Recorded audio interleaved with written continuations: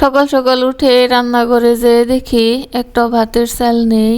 ভাতের চালগুলো সব শেষ হয়ে গেছে, কিন্তু ভাত তো রান্না করতেই হবে, তাই আর আমি দেরি না করে ভাতের চাল ঝাড়ার জন্য আসলাম।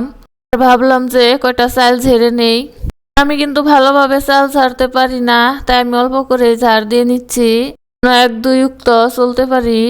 তার জন্য অল্প করে চাল ঝেড়ে নিলাম। বাকি চালগুলো আমার শাশুড়ি মা পরে ঝেড়ে দিবে। তারপর আমি বাদ বাকি কাজগুলো করে এখন আমি চলে যাব মটর খেতে। আর এতে এখানে দেখতে পাচ্ছেন কতগুলা মুরগির বাচ্চা, আর সবই মুরগির বাচ্চাগুলো আমার শাশুড়ি মায়ের।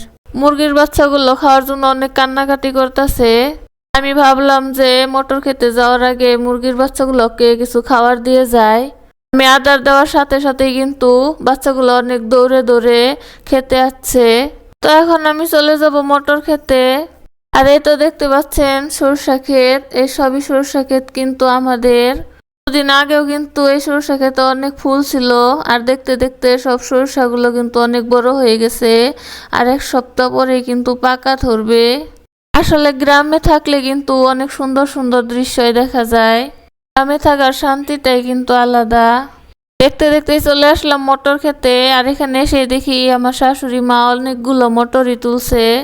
কিন্তু আমার চাচি শাশুড়িও ছিল, আর চাচি শাশুড়ির ছেলের বউ মানে আমার যা হয়, সবাই কিন্তু এখানেই ছিল।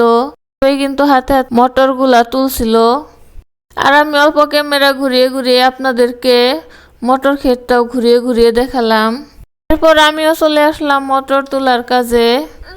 দেখতেই পাচ্ছেন কত সুন্দরভাবে একটা একটা করে মটর তুলছিলাম। মটর খেতে কিন্তু অনেকগুলা ডাটাও হয়েছে, অনেক ছোট ছোট আছে এখনো ডাটাগুলো, তবে কয়েকদিন পরে থেকেই খাওয়া যাবে।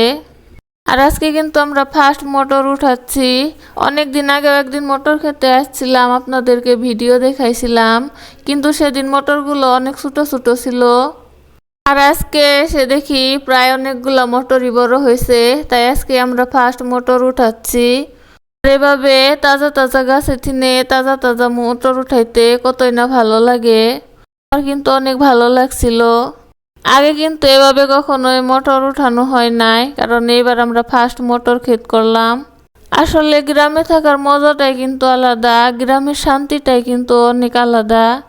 শান্তিটা আমরা গ্রামে থেকে পাই, টাউনে থেকে কিন্তু সেই শান্তিটা আপনারা কেউ পান না।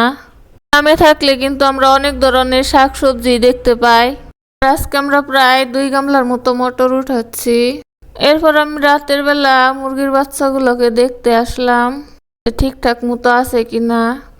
আজকের ভিডিও এই পর্যন্ত, দেখা হবে পরের ভিডিওতে।